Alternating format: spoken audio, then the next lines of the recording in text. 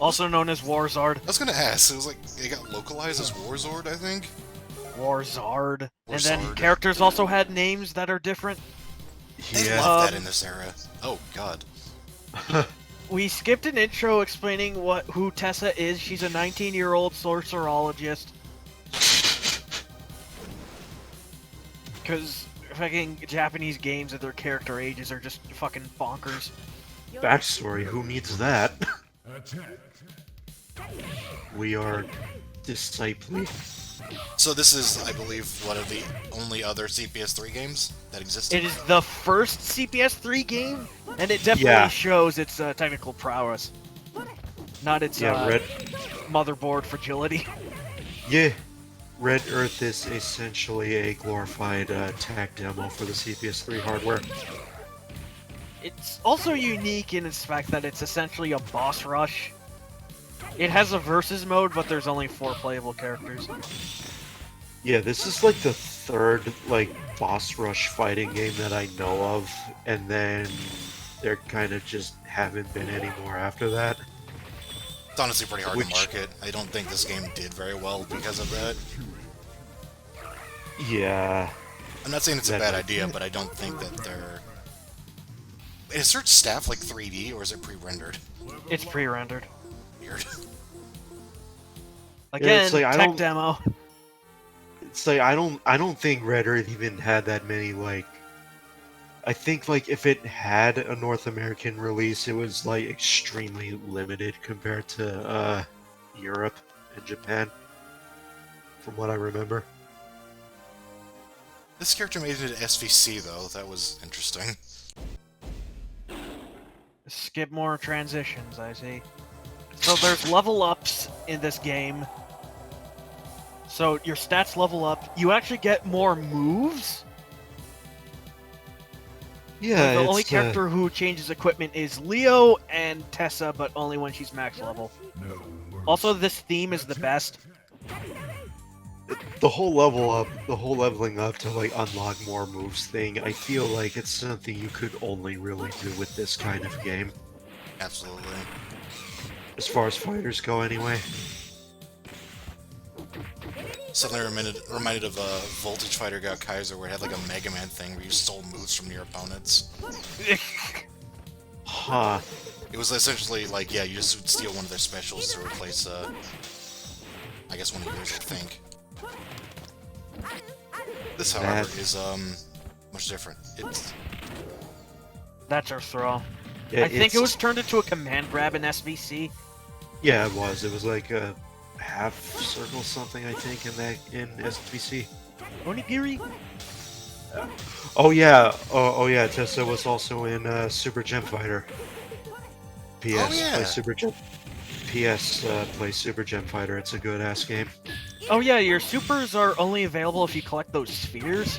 You either have your own unique super or an elemental super. But you can also change the element of the sphere with, like, start.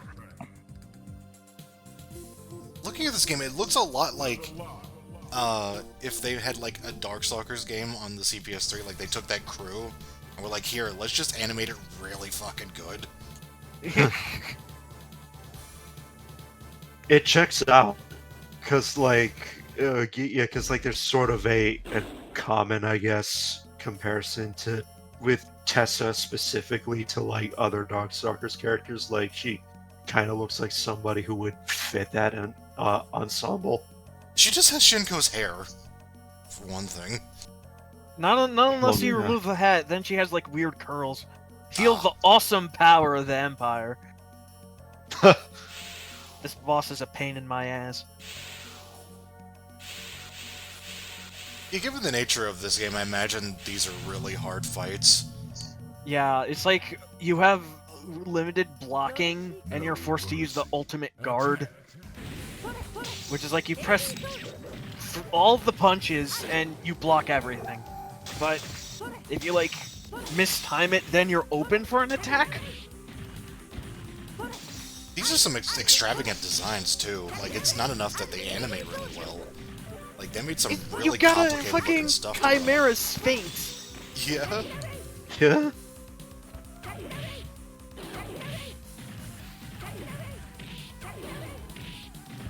it looks marvelous.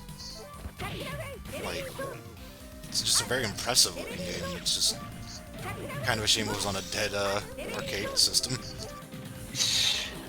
Yeah. Because it wasn't Street Fighter. And then they had Street Fighter, and even that didn't like do too well on arcades initially. Yeah. Yeah, CP3 had like good games. It's just that I guess they were just really hard to make. It was really expensive to make. The boards were really fragile, and they like were easily broken. So they were just like stuck mostly to CPS2 stuff. It's getting a There lot was of a the bonus story. game there. The CPS3 games, like, they also used CDs for, like, installation, and I know that was, like, pretty fucking tedious. Sounds like it, jeez. I forgot that most of these dudes made it into Capcom Fighting Jam, including Hauser. Right. Yeah, it was weird. Like they did like Fighting Jam. They're like, all right, let's reference a bunch of other Capcom series, and then I think all of the representatives were like the big monsters. It was like Leo, Kenji, and then Hydron and Hauser. Yeah, that And was it's it. weird that like Hauser has a lot of grappling moves in this moveset. He has an anti-air grab. He has an OTG low. He has that, yeah. But he really doesn't have that in Fighting Jam? I don't know. It's weird that you had like the 4 human characters, right? Relatively, Yeah. and then you're like, no, let's include like these big boss characters in our like Street Fighter crossover thing. Ono was short on time, and he was very wacky. I mean, better late than never to, like, utilize the monsters for something, because, like, again, these are some fucking marvelous designs. Oh, they're great. It's just it doesn't literally lend itself well to being implemented with Ryu and Ken, aside from if it was in like a different genre. Right. Hauser should have appeared in Monster Hunter. I mean, hell, why not? Carther! Oh, I didn't even see that. Carther! There he is.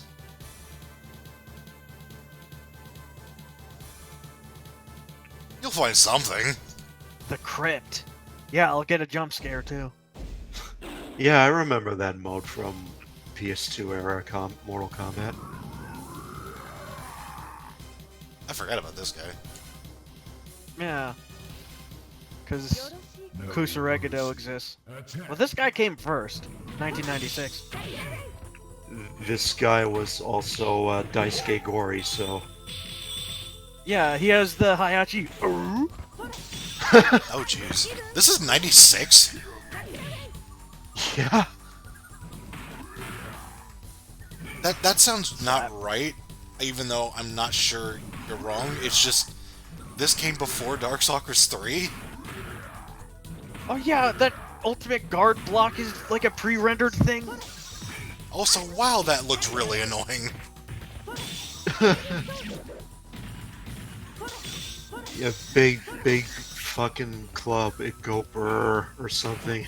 I don't know what you kids and your memes are. Big clubbing. Club sandwich. Yeah, Sam's Club.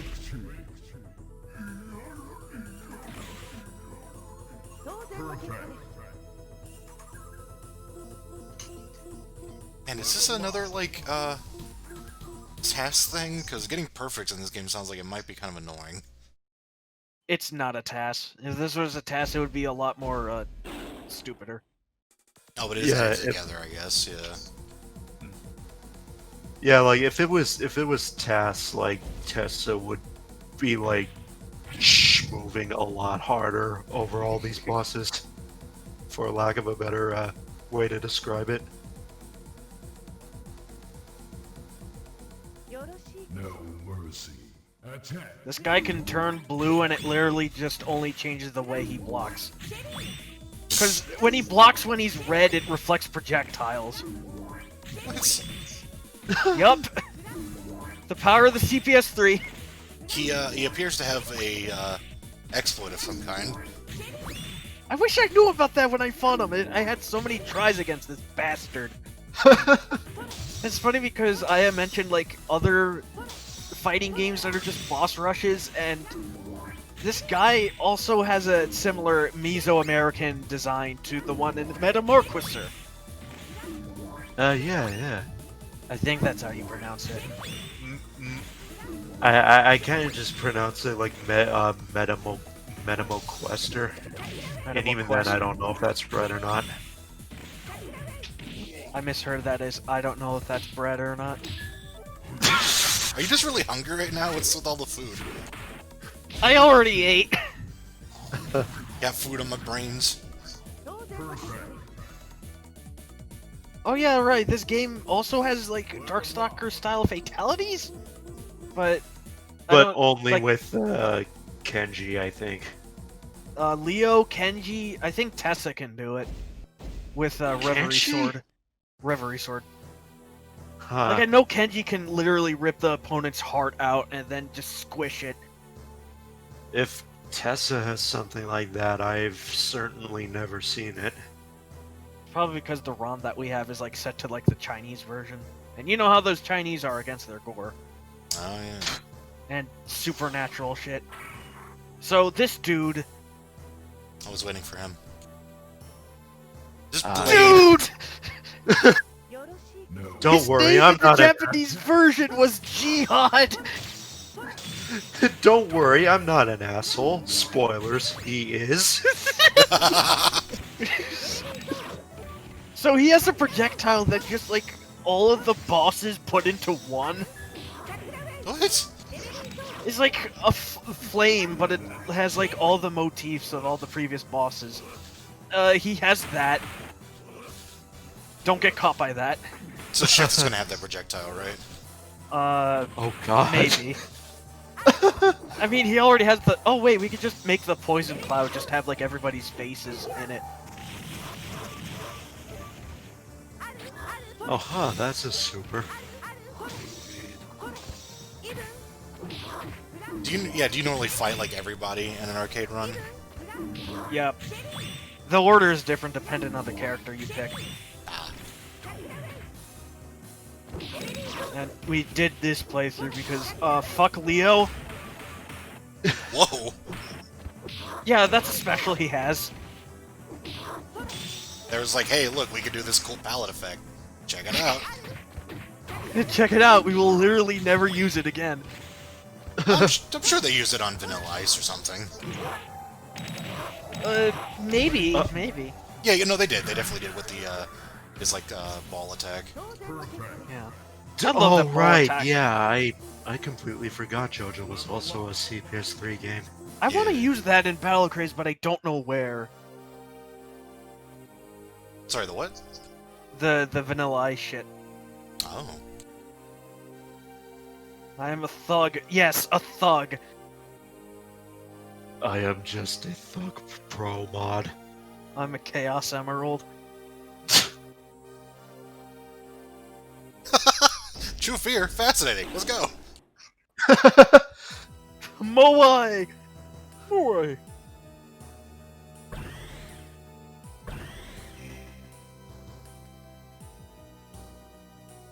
Wasn't this guy like in a Marvel 3 ending or something?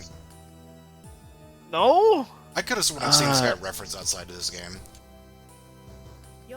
No. I mercy. think Attack.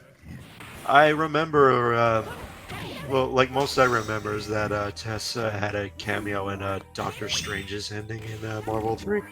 Whereas, yeah, they had so many endings that's just like, here's a new team with crossover characters. Haha! That's it. Anyways, here's Scion, or Valdol, as he's called. He looks like God. But he's an asshole. He's a blue Grandpa Smurf-looking asshole. Grandpa Smurf level 100. I completely forgot about the whole, like, high fantasy stuff. It's like, Red Earth is also a really good example of high fantasy done well. Oh yeah. Yeah. Like, I don't like too much high fantasy because, you know, token shit, but it's like, this, Golden Axe, the Duel, Chaos Breaker, and 3 Dirty Dwarves are like the best examples of high fantasy that's done right. Okay, so this guy's going into full-on, like, asshole mode. Yeah. Yeah, that's He's got Cyclops and we're not Beam. even done yet. He's got Cyclops Beam and Shinko's Blades. Oh, we haven't seen anything yet. He's got another form. Her strut, though. Yeah, her walk animation is the best. It's like when you go to Little Caesars to get the hot and ready pizza. When you leave the Little Caesars and you have the hot and ready pizza. Phantasm. That walk is just me when I go into Little Caesars and get the crazy bread. No mercy.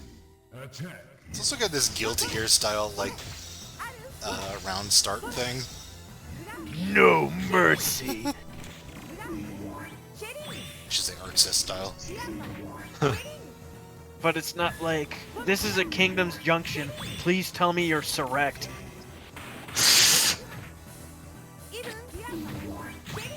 This is a design. Yeah! I can kind of see the influence for Aya's project now with this, and I'm like, oh yeah, that reminds me of that thing, and I don't know if I'm ready to disclose it yet. In due time. Well, 6 arms are better than 2. Yeah, even though that he's only using 2 of them. Yeah, he's like kinda got 6 arms, but they don't really stick around. You know, tech It- demo. They're just there.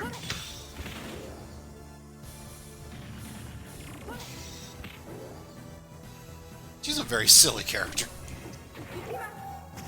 Yeah, but I love her. Pulling That's also big magical Daisuke Gori. levers.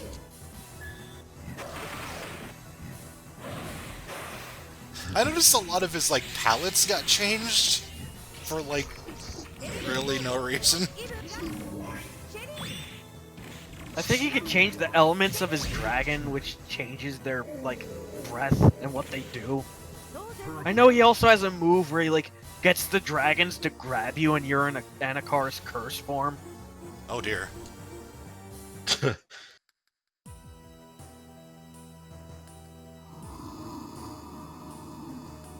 Are we gonna get the... Okay, so I'm concerned about how we're gonna get Tessa's ending, because there's a choice, and one of them is just what I call the horny ending. Yeah, that's what we're gonna get that.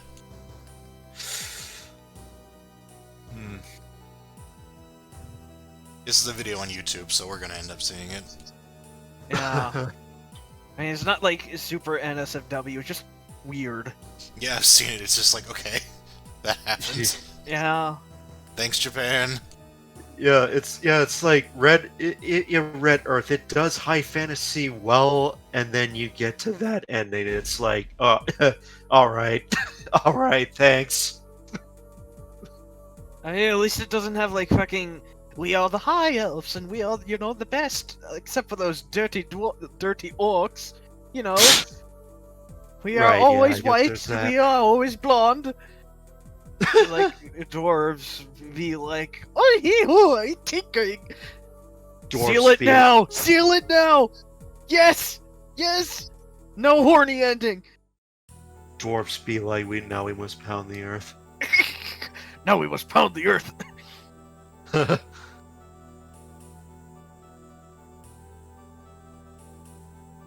Thank goodness. Oh, that was easy. Yeah.